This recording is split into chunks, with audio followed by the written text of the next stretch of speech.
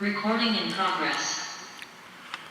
Muito bom dia para todo mundo, bom dia para essa mesa maravilhosa de Pêssar que nós temos hoje aqui no Salão da Ari, bom dia a todo mundo que está remoto conosco, Hag Sameach para todo mundo, ainda é bom tempo.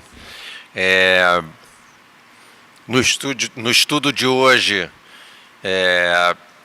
nós vamos ter a liderança da Lorena que também já fez uma participação aqui na semana passada, não foi? Aqui com o pessoal do Grupo Gilá. É uma alegria ter a Lorena aqui com a gente. Só para lembrar, a Lorena, que é, além de nossa querida Haverá, é mestre em administração de empresas e consultora e professora da Fundação Getúlio Vargas. Mas hoje ela é a nossa morá, é a nossa moché, é a nossa condutora nessa passagem, nessa viagem que a gente vai fazer aqui um pouco por Pêssar. Queria só confirmar que o pessoal remoto também está vendo essa tela inicial com a apresentação de Pêssar, de Rola Moed. Se está tudo certo aí para vocês, ótimo. Seja bem-vinda, Lorena, obrigado mais uma vez. E já estou aqui ansioso por essa aula que a gente vai ter hoje. Não aumenta a expectativa do cliente antes de entregar o produto. Bom dia a todos. Hag Pêssar Sameach, estamos aqui para conversar mais uma vez. Que bom, né, que a gente está aqui todo ano falando sobre Pêssar e sobre tantas outras coisas importantíssimas para a nossa história. E dessa vez eu quis fazer uma coisa diferente, não sei honestamente se vai dar certo, mas trouxe aqui uma pequena apresentação, ao invés de minha papelada usual, porque eu tive que fazer mesmo essa apresentação para o Grupo Gilá, né? E aí eu usei a base para a nossa de hoje. Não é a mesma coisa, então se tivesse alguém aqui na quarta-feira, não ia ver a mesma coisa hoje não, porque eu fiz algumas mudanças. Pode ir para o seguinte, isso. Antes da gente falar de Pêssar propriamente, a gente tem que entender as sementes que fizeram isso tudo acontecer, isso tudo que eu chamo de saga. Isso é uma saga, né? Uma saga, geralmente, tu sabes bem, é um projeto, né? Tem começo, tem meio e tem fim. E essa saga não começa exatamente no Egito. Ela predece, né, esses eventos do Egito, né? O Egito foi um cenário e para alguns autores não existiu de fato fisicamente enquanto Egito, geograficamente, mas isso a gente falar mais para frente. Então a gente deve lembrar se preparar para essa informação que a saga começou, meus caros, na verdade, desde a farsa dos irmãos, lá atrás, quando os irmãos invejosos jogaram Iosef naquele poço, naquele buraco lá, com inveja dos poderes divinatórios que ele tinha, com ciúmes porque o pai deles gostava mais do Iosef, isso era descarado mesmo, e fizeram aquela farsa de fingir que ele havia morrido. Levam a túnica dele ensanguentada e Yaakov chora pelo filho anos e anos da sua vida. E o José vira cativo no Egito, até que descobrem que ele tem esse poder divinatório, ele desvenda o sonho, né, que o rei do Egito havia tido, e ele vai subindo, vira o vice-rei no Egito daquela época. Na mesma fase aí, que Iosef está crescendo na sua carreira, vamos dizer assim, em Canaã reina a fome. Então eles vêm buscar comida e outras opções descem para o Egito, né? A família de Jacó. Eles encontram-se com Iosef e não o reconhecem. Isso que muita gente acha curioso, né? Como é que você não reconhece seu irmão, apesar de anos terem se passado? Iosef se emociona, vê ali seus irmãos, né? Faz também uma farsa, porque ele quer que Benjamim, seu irmão de sangue 100%, né, venha para o Egito, até que ele abre o jogo e fala, vocês não estão me reconhecendo, eu sou Iosef, irmão de vocês. E a família entra em paz. Tá? Isto é necessário para o desenrolar dessa saga. E aí anos se passam, a família vai embora no sentido de morrer, aí vem outra geração, descendentes, claro, de Yaakov, Pero, né, no Egito é outra civilização, disse, né, que é a geração que não conheceu Yosef. Então, nós passamos a ser os hebreus escravizados. Enquanto isso, o Egito, Mitzrayim, se torna, de fato, na época, o que era na época, o maior império conhecido, ou do mundo conhecido. O faraó da época manda sacrificar os primogênitos hebreus. Vocês lembram desse evento? Moisés é salvo, graças à sua irmã Miriam, que faz lá um esquema de colocá-lo na cestinha e jogá-lo no Nilo. E ele é salvo e encontrado na corte. Vocês estão lembrados disso, certo? E ele é criado na corte, junto com o descendente, no caso o príncipe do faraó. Aí a saga começa a aquecer, ou seja, Moisés cresce naquele ambiente da corte do faraó, mas ele sabia que não pertencia.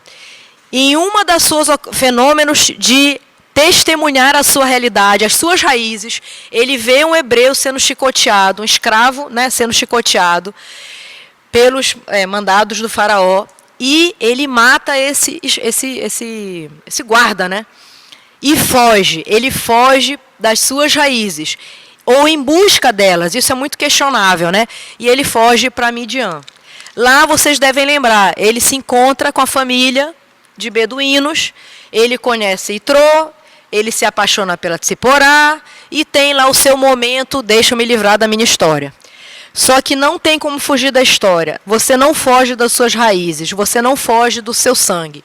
E ele teve aquele encontro com a sarça ardente, aquele momento revelatório, onde Deus basicamente diz: volta, porque teu destino não é ficar aqui. Ele volta, se reencontra com seus irmãos. Vamos lembrar desse trio mágico, potente da nossa história, nossos antepassados. Moisés, Miriam e Arão. São 3 irmãos. Que mãe foi essa, hein, que criou esses 3 poderosos fundamentadores? Foi Yoheved, né?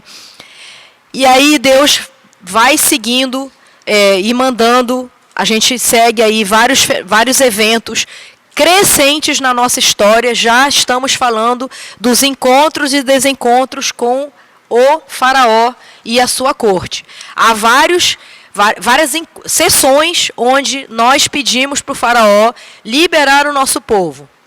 Evidentemente, essas audiências são sempre fracassadas, porque vocês sabem, lembram disso, os faraós do Egito tinham uma visão de que eram deuses em terra. Então, jamais eles cederiam para qualquer tipo de pedido, muito mais um pedido sobre um outro deus que não a si mesmo. Ele era o Deus, né?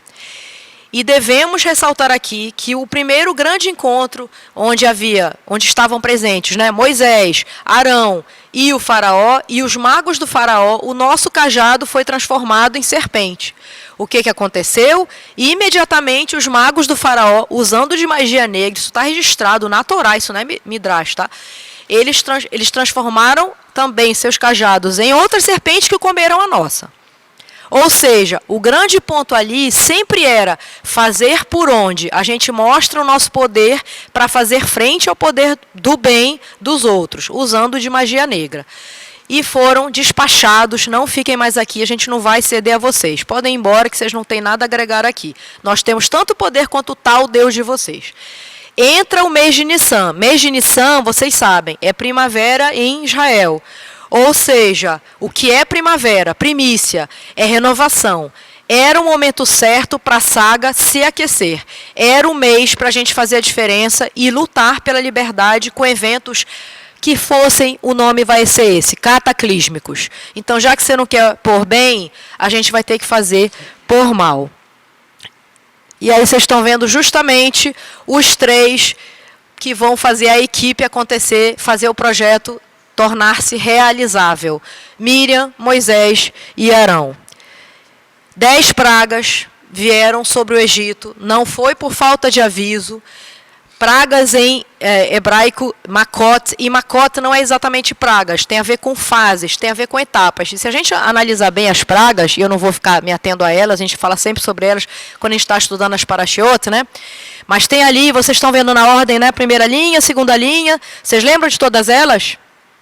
Tá aí a cola, não precisa lembrar não. Sangue, sapo, O rio se transformando em sangue, os sapos, piolhos, que mais que tem aí?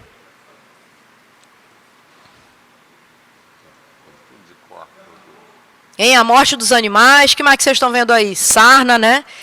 O gelo. Aí tem os gafanhotos, a escuridão total e a morte dos primogênitos.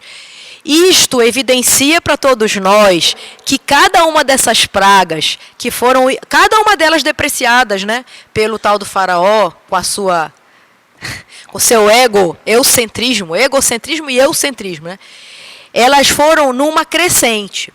Porém, observem que eu coloquei 4 setas em algumas pragas. A primeira praga que tem uma seta, foi a primeira mesmo, foi o Nilo se tornando sangue. As águas do Nilo se tornaram sangue. Ou seja, qual é o foco aqui? Acabar com a subsistência. O Nilo inundava as agriculturas positivamente, né, fertilizava e o egípcio conseguia fazer a agricultura dele colheita. Com aquilo sangrando, não tem fertilidade, ou seja, eu corto ali a sobrevivência desse povo que não quer me escutar. Outro ponto, a gente está falando de um fenômeno, no caso, né, uma praga, transformando água em sangue. A gente vê sangue em vários episódios da Torá, geralmente para elementos ruins e prevendo momentos ruins. Não foi por acaso que a primeira grande praga teve a ver com transformar água em sangue. E tem um detalhe interessante aí. Vamos lá para Bereshit. Bereshit começa com a criação das águas depois que se cria os planetas e a Terra. Pode ser coincidência? Duvido muito. A gente tem a segunda seta à direita ali, a morte dos animais. Só os animais dos egípcios foram sacrificados, ok, gente? Então, da noite para o dia, as criações, os animais dos egípcios que morreram. Os nossos dos acampamentos não padeceram. Ou seja, nós, nosso povo, nos acampamentos, em Goshen, continuamos tendo sustento. Olha só, está na cara que isso é uma praga específica. Não era universal. Era para os egípcios e o seu povo, evidentemente. Eu coloquei uma outra seta ali nos blocos de gelo que começaram a cair sobre a terra. Vocês estão imaginando essa cena no Egito Antigo? Depois de tudo acontecendo, todas as 7 pragas ali, vem o gelo rajando e cortando os céus. Isto era evidentemente cataclísmico. O povo se desesperou. Pessoal, a gente está falando aí de eventos que mudam a estrutura física e química da realidade. Ou seja, tem frio, tem sangue, tem vento, tem chuva, tem gelo e já vai ter escuridão. Ou seja, isso é um caos. E finalmente, e infelizmente, a gente sabe, né, porque isso foi crescendo, temos a última das pragas, derradeira, praga de morte dos primogênitos. Por que que os nossos primogênitos não foram também afetados por essa praga, já que a praga era para matar todos os primogênitos? Qual foi o diferencial que nos protegeu, que serviu nos de escudo aí nesse momento? O sangue nos nossos umbrais, muito bem. Ou seja, Deus nos indicou, nos instruiu, né? E assim fez. Assim nós fizemos. Vamos marcar nossos umbrais para identificar nossas casas. Ou seja, o anjo da morte passou, olhou, opa, essa casa aqui é hebreia, não vou atacar, não vou entrar aqui. Nas outras, ou seja, nas casas dos egípcios, as almas foram ceifadas, inclusive o filho do faraó. Ou seja, meus caros, a gente está começando com água e terminando com morte de pessoas. Lembrem-se de novo de Bereshit. Isso aqui foi Bereshit ao contrário, inverte Bereshit aqui. A gente começa com água e termina com homem, né? Aqui não, a gente começa com água e termina com homem morto. Porque se é para começar desse jeito, eu não quero não. Vamos começar a fazer uma reengenharia com luz. E o faraó e o reinado dele não era luz, repito, era magia negra. Agora, a gente vai passar por um outro momento aqui da nossa discussão. Eu trouxe alguns questionamentos e curiosidades. E à medida que o povo aqui da presencial for falando, eu vou replicando aqui para o pessoal de casa. E o pessoal de casa também, por favor, estou incentivando todos a participarem. E vamos fazer um quiz agora, tá? Pergunto para todos. Por que nós tivemos que passar por 10 pragas? Por que tanto sofrimento? Deus não é Deus? Por que ele já não começou pelo final matando os primogênitos, já que ele sabia que isso afetaria potencialmente o comportamento do próprio faraó? Por que nós passamos por 10 pragas? Alguém pode me falar aqui? Alguém aqui ou alguém em casa quer falar? Não passa o microfone, eu vou refazer aqui, senão vai demorar muito.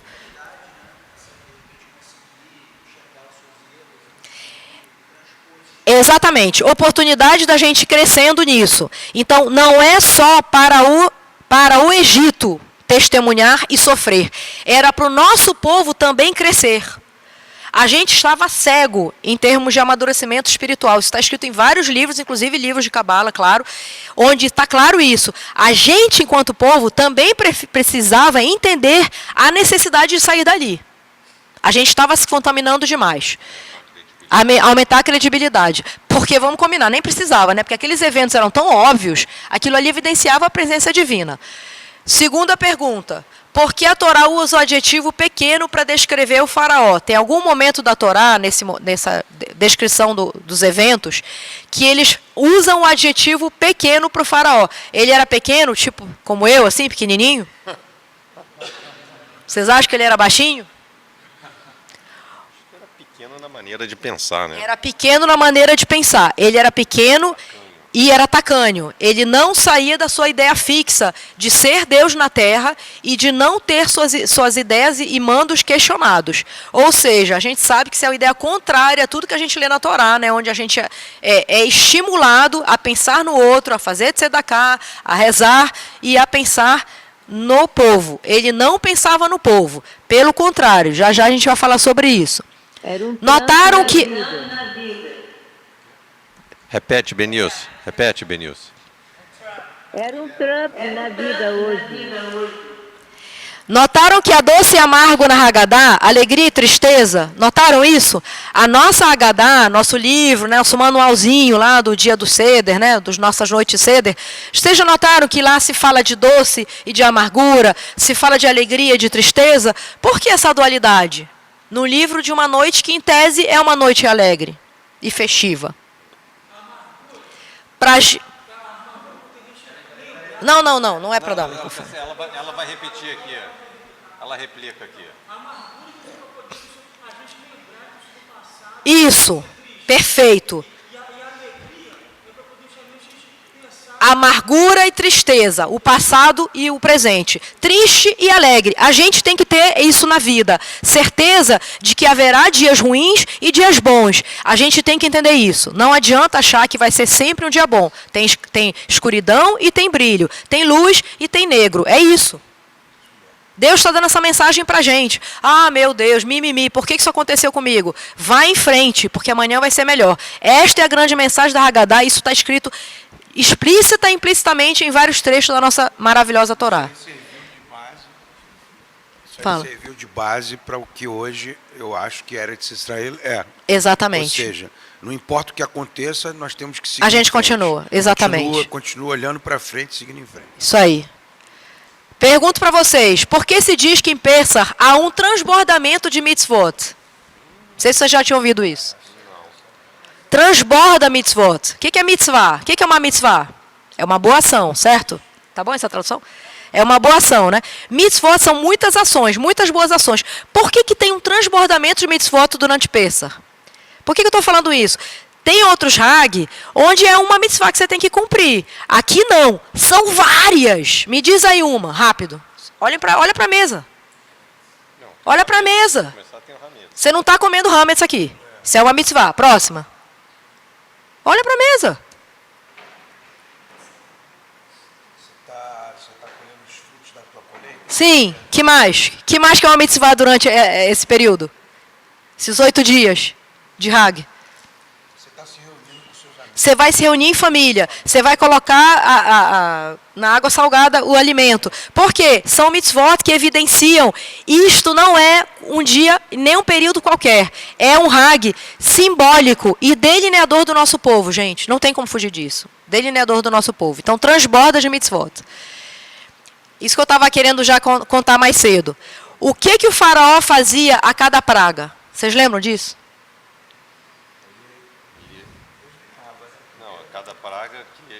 A cada praga imposta sobre ele e o povo dele, o que ele fazia? Ele voltava atrás. Não, tudo bem, eu vou liberar vocês. Mas não só isso. A cada praga, ele fazia, sabe o quê? Ele pedia para os magos revidarem a praga. Ah, teve sangue no rio. Magos, faz igual, para a gente mostrar para eles que a gente pode. Teve piolho para todo mundo? Acabou o piolho. Faz os piolhos inundarem todo mundo aqui de novo. Morte dos animais. Faz matar os animais, os que sobraram. Ou seja, olha essa mente pequena, literalmente mesmo. Ao invés dele usar a magia negra para o bem, ele usava a magia negra para mostrar força. Era um jogo de braço. Olha como ele não se preocupava com o povo dele. Ele podia usar a magia para resolver. Não, ele usava a magia para mostrar força, para mostrar potencial do mal, no caso. Próxima pergunta. Essa acho que vocês sabem muito bem. Qual é a denominação de Pessah? Que em inglês é Passover. Passover, soltar. Isso tem alusão a quê? Ao anjo da morte passando por nossas casas e não indo lá matar nossos primogênitos. Porém, tem aí uma explicação também de Cabala e também das letras. E você continuar também, para frente. Pessar, a boca que fala. A boca que fala. Pessar tem a ver com narrativa. E eu fui saber agora, nessa última semana que eu estava me preparando para falar com vocês e com o Guilá. Também tem a coisa do perá, paraó, a boca do mal. Olha que sacada, gente. Peraó, quer dizer, a boca do mal. Ele era a boca do mal mesmo. E a gente estava sendo a boca que fala o bem, a boca que fala orações, a boca que dá bênçãos. Próxima, pessoal. Qual a diferença não tão óbvia entre Purim e Pessah?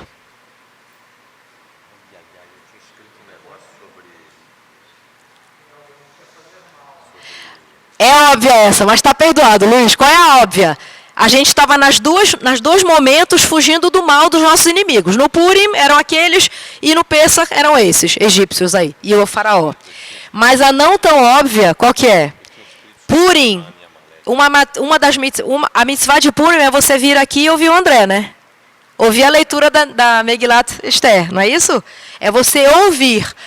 Aqui não, Pessah, você tem que narrar em família, narrar para os seus filhos. Então tem uma questão aí de proliferar, de difundir a ideia.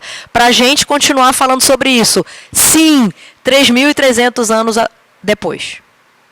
Então é muito mais simbólico, com todo respeito, né, do que Purim, nesse sentido.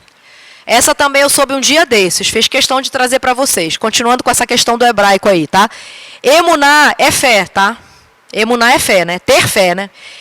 Só que quando a gente ouve, e às vezes até utiliza essa expressão, não sei vocês, eu de vez em quando falo, eu estou com fé, eu estou com fé. Quando você diz essa expressão, você está querendo dizer o quê? Tenho fé. Que você está confiando em Deus. Que você está, portanto, passivo, você está na expectativa. Não é isso que diz a Torá, é muito menos nesse momento aí de Hag, não, de Pessah. Sabe por quê? Fé não é só passiva. Fé, emuná, também vem de emun. Emun é treino. Eu vou atrás, eu sou ativa. Qual é a relação com Pessah? Eu não preciso esperar para entrar no mar que está fechado. Eu vou entrar. E assim foi, a gente entrou no mar antes dele abrir. Sem treinar. Vambora! Ele não disse pra gente passar, ele não disse que ele ia abrir pra gente. Vamos lá, e foi o Nashon, né? Eu não consigo falar esse nome. Nashon, não consigo falar. Nashon, que entrou de primeira, e aí sim, o cajado se levantou e os mares se abriram, e a Suf se abriu. Ou seja, não precisa esperar. A gente vai lá e faz. A gente tem essa conotação. Não é por acaso que a gente é menos de 1% da população mundial e a gente tem mais Nobel Prize. Desculpa, eu tenho que falar isso. Isso é muito importante. Desculpa, fui metida.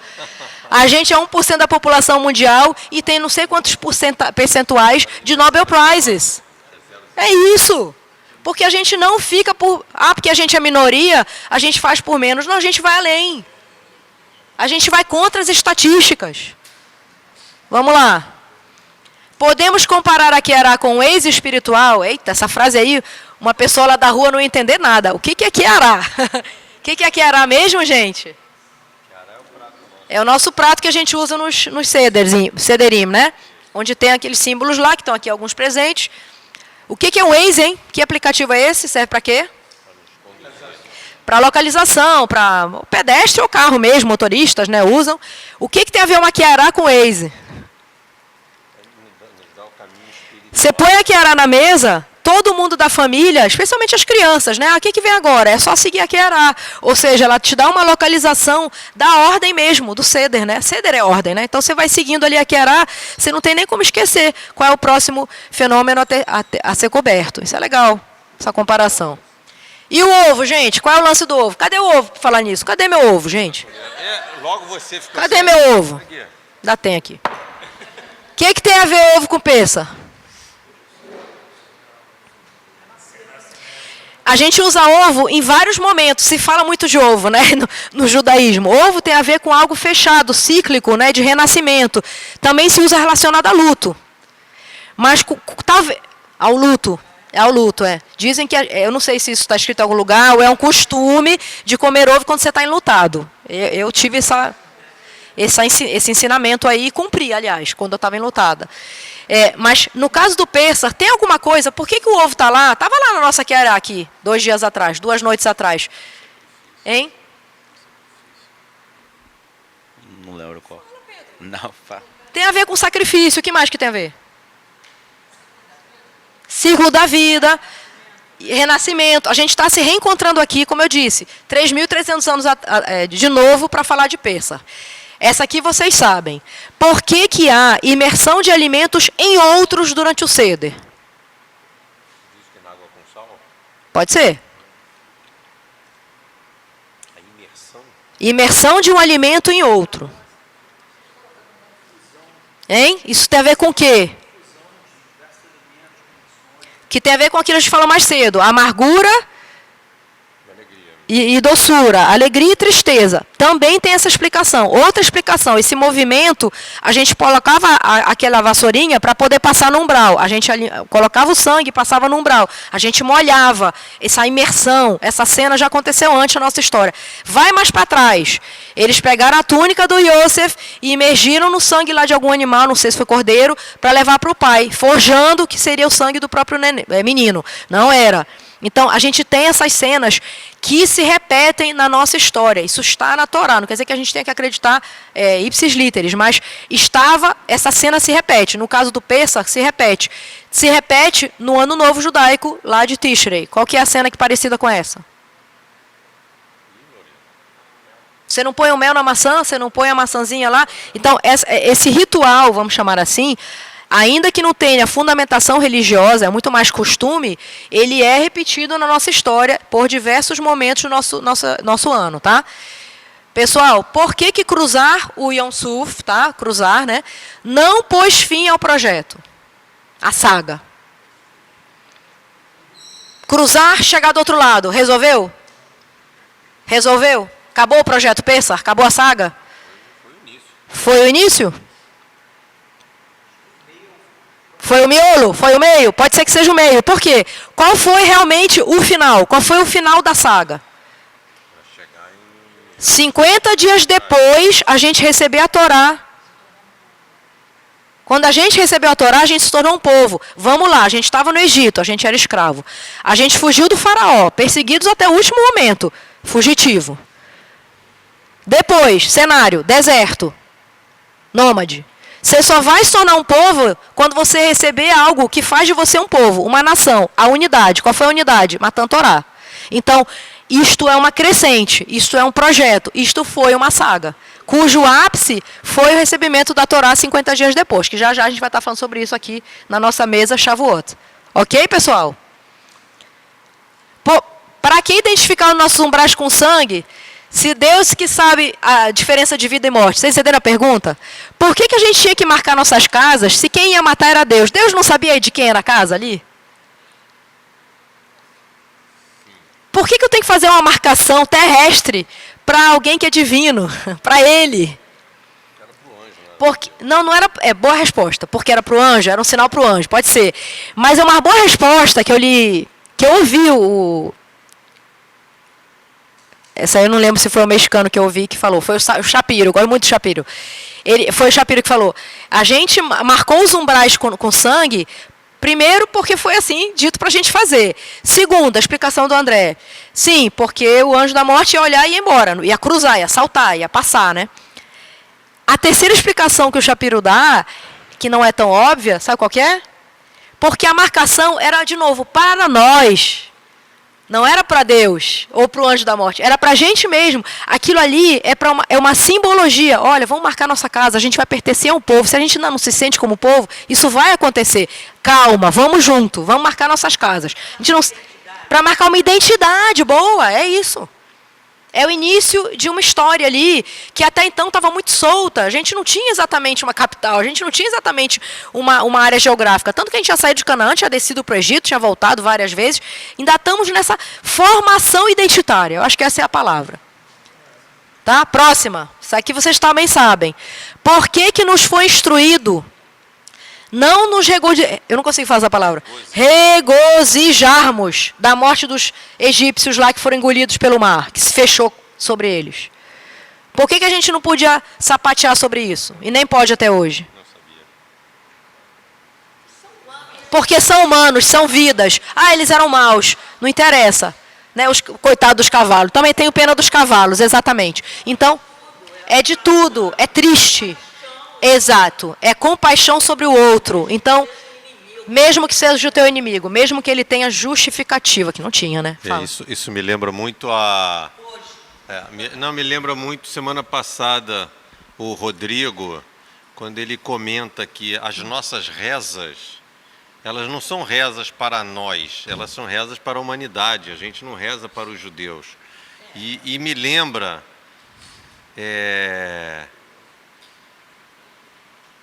assim, essa questão da gente olhar para o mundo. Aí você pode falar dos prêmios Nobel, quer dizer, o prêmio Nobel não é... Todo mundo vai ser beneficiado, todo mundo é beneficiado, enfim.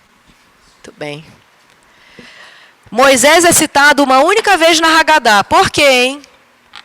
Por que o protagonista não é mais protagonista na noite de Seder?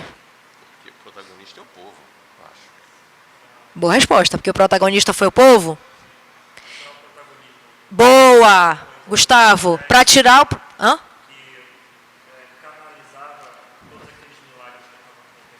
Boa.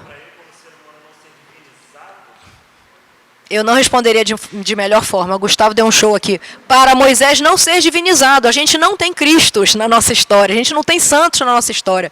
A gente tem, claro, né, Rahams e tal, mas... Moisés foi protagonista, não há dúvida, mas torná-lo um herói, não, isso a gente não pode fazer, a gente tem que dar o devido respeito, evidentemente, mas a gente tem que lembrar do fenômeno, o fenômeno foi divino, tá? Então, Deus fez acontecer através de Moisés, do cajado dele, de Miriam, de Arão, então não é para falar tanto da pessoa, do homem nesse momento, muito menos na noite de Pêssar. 15 é um número reincidente na narrativa, já tinham notado ou não? 15 de Nissan.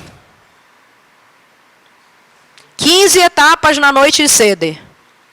E eram 15 os degraus do grande templo. Tá bom para vocês?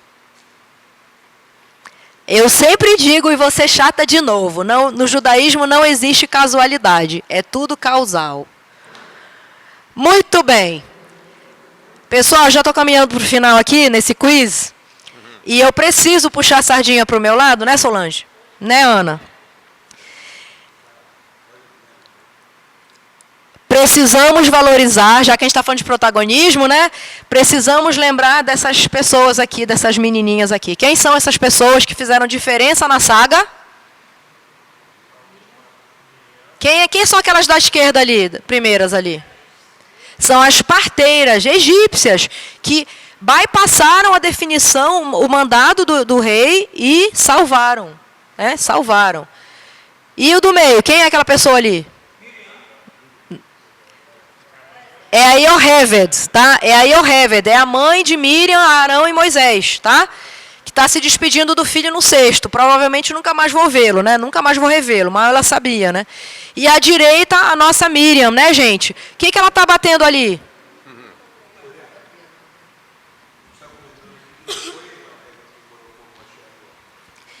Não, não foi. Mas ela foi se despedir do menino, né? Ali, se você olhar no desenho... Sim, tanto que está a Miriam, adolescente ali, com o Arão do lado.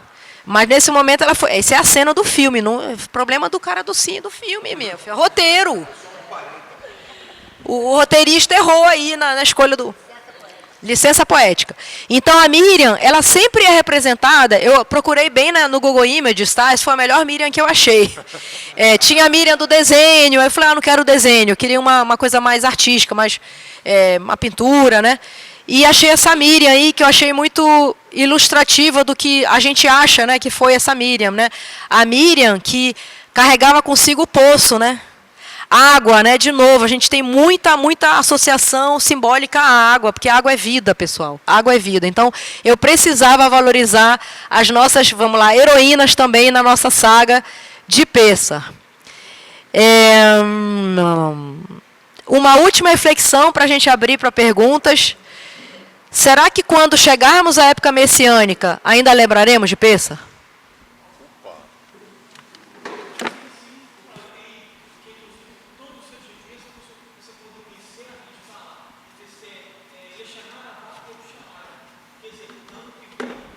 Ano que vem, Jerusalém. Seria uma explicação boa. É uma explicação muito boa. Mais alguém? Qual é a opinião de vocês? Alguém? Ou a gente não vai precisar falar de Pêssar quando a gente já estiver numa era de total Gan Eden aqui? Alguém remoto quer arriscar? Rafael diz que sim, sempre vamos ter que lembrar. Esta é a opinião de muitos estudiosos. Essa reflexão não é minha, não foi sacada minha, não. Vou dar o mérito para os rabadianos, com todo respeito, tá, pessoal? Eu sigo muito a leitura deles, gosto muito do que eles publicam, rabad.org, americanos, tá? E eles escrevem isso, né? Mandaram essa newsletter da semana, ou semana passada, onde eles disseram, propõe essa pergunta e tem vários, aquela questão judaica, né? Uns são a favor, outros são contra, mas no final o consenso sempre vamos lembrar de Pêssar, porque nós já falamos aqui, porque nos identifica, foi nossa semente de identificação ali. Tá? Eu tenho mais um slide, mas eu vou deixar para o final. Quer falar, André? Eu acho, inclusive, que a lembrança faz parte do nosso cotidiano, né? A gente fala sobre isso o tempo todo. Pouco sem lembrança não é pouco. Lembrança, memória, lembrar para não esquecer, lembrar para não acontecer novamente. Né? A questão da lembrança, ela permeia a nossa vida como povo, de uma maneira geral. Até pela construção do conhecimento e da memória em geral que a gente precisa, na minha opinião. Pessoal, vamos abrir aqui para comentários e perguntas, para a gente terminar depois com o último slide aqui. Se alguém tiver alguma pergunta, eu fiz tantas, né? Alguém remoto, alguém quer falar? Não tem HD aqui.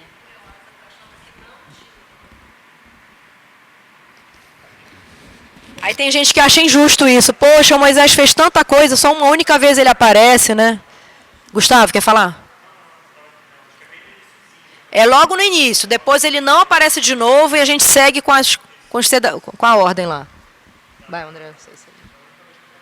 Alguém quer falar? Não sei. Se alguém tem alguma pergunta, alguma coisa para questionar aqui remoto, senão a gente vai para o último slide aqui da Lorena. Vai botar o último slide. Germano, você quer alguma coisa para colocar de Pêssar?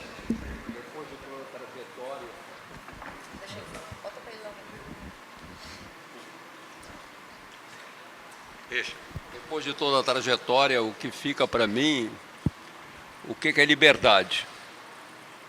Porque, como essa história a gente repete todo ano, eu agradeço que você fez isso de uma forma bastante didática, deixa eu dizer assim, né?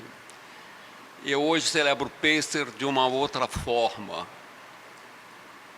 Bom, deixa eu aproveitar e tirar as minhas...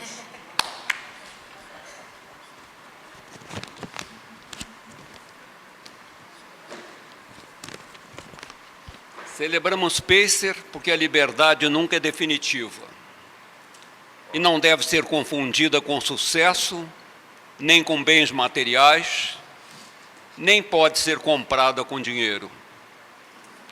Celebramos Pêssar porque a liberdade deve ser permanentemente conquistada em cada momento de nossas vidas, porque a opressão muda de forma e cada geração deve encontrar seu próprio caminho. Celebramos Pacer para lembrar que a liberdade de cada um se sustenta no respeito da liberdade de todos. Quero deixar bem claro o que é isso, porque não é tão simples. Onde a maioria não oprime a minoria, nem o mais rico o mais pobre, ou o mais forte o mais fraco. Celebramos Pacer sabendo que não pode se limitar a uma celebração ritualística. Esse cuidado que eu acho que a gente tem que ter, quer dizer, a gente pode ter todas as passagens que você falou, mas é um pouco mais que isso. Por isso nos identificamos com a luta pela liberdade do povo judeu e as lutas pela liberdade de todos os povos ou grupos oprimidos, porque estamos dispostos a lutar por um mundo melhor.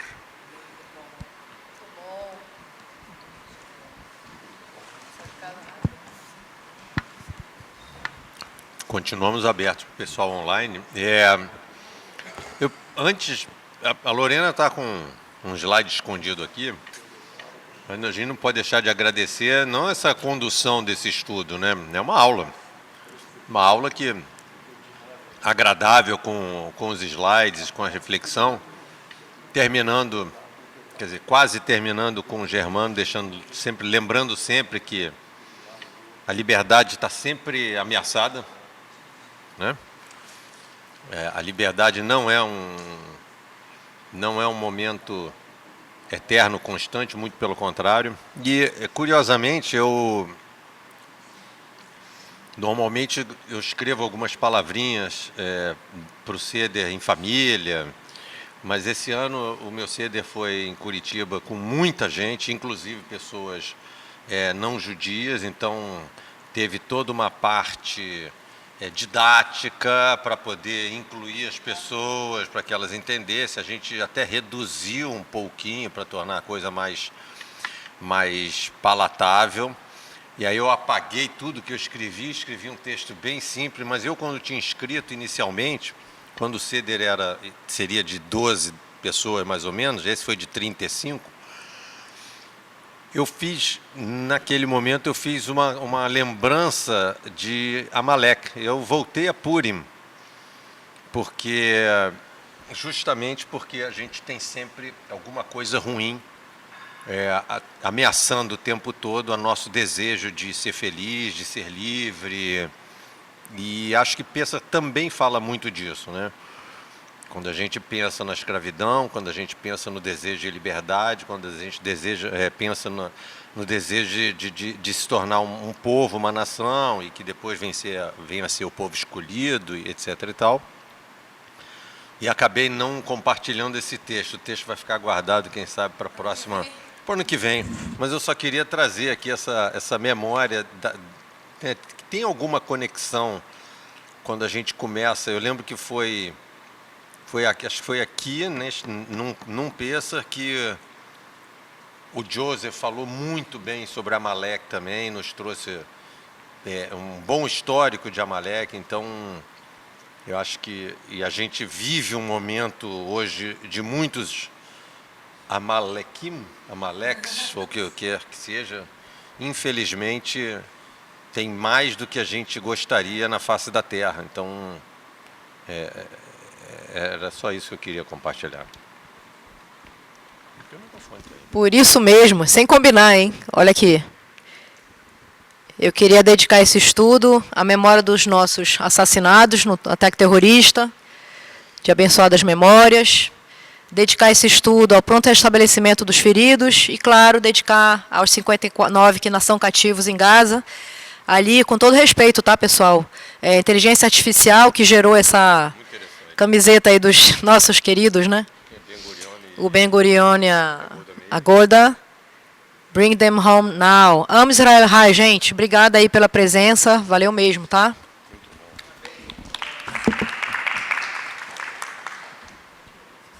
Gente, isso foi uma aula. Eu não sei se alguém aqui quer comentar, mas o Léo quer falar alguma coisa, Léo?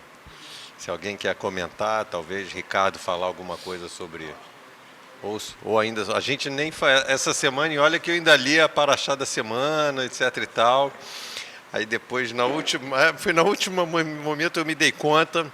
Falei, não, vamos voltar aqui, vamos seguir com Pêssar, que é pela semana.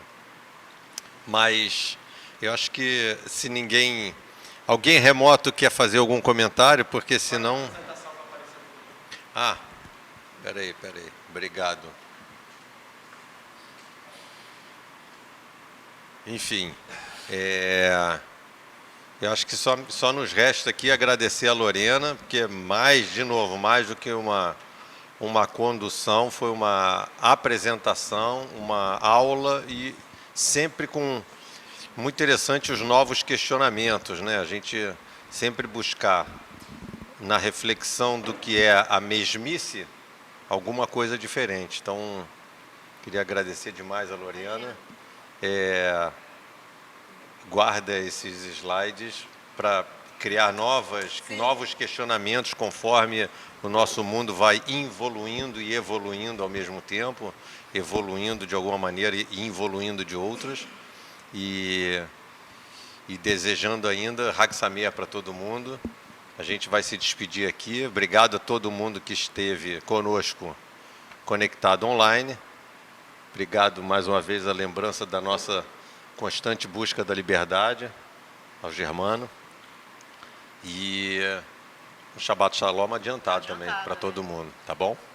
Obrigado. Até semana que vem.